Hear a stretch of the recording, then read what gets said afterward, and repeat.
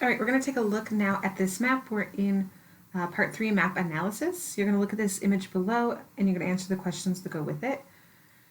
So the map is titled the Columbian Exchange, 1492 to 1750. So remember, we're marking 1492 as sort of the point when European contact was made, thanks to Columbus and his exploration of the Caribbean.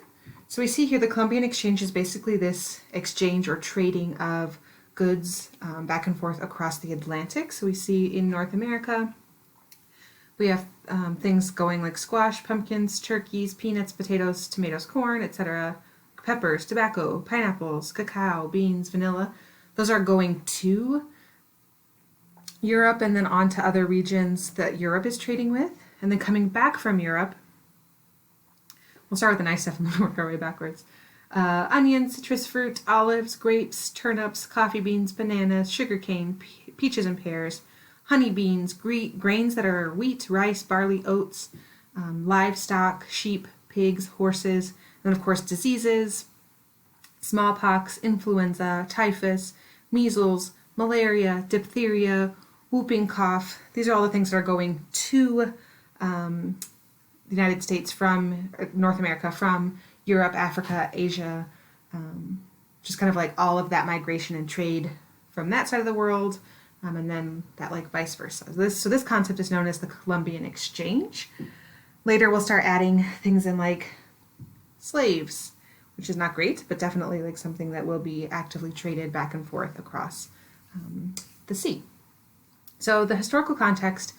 What is the time frame this map is depicting? So why do we mark 1492 and 1750? What are those big like mark points?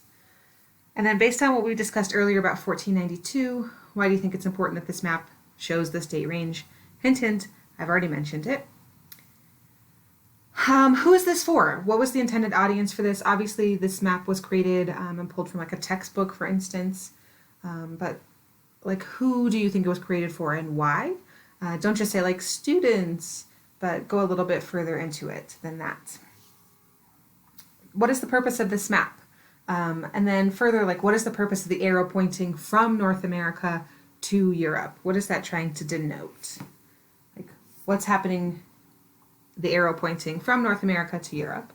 And then vice versa, what's the purpose of the arrow pointing from Europe to North America and South America to a pretty decent degree later on. So what are the purpose of these arrows? And then last but not least, what is the point of view of this map? Do you think this portrays a positive or negative point of view? And then according to the map, what are some good things that occurred as a result of these exchanges? So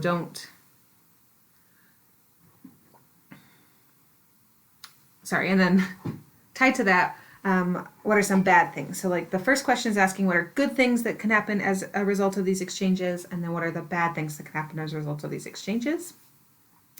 And then that very last question, the Columbian Exchange, the map, I'm asking you to state the main idea in a way that combines the 4 elements of the analysis above.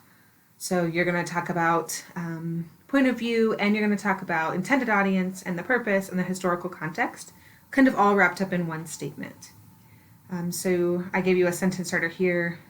The map, the Columbian Exchange, 1492 to 1750, shows or reveals or demonstrates or illustrates, like you get to pick your word, and then you're going to try to give as much of this as you can. We will work more on like main idea statements, but I just want to see where you're falling in this particular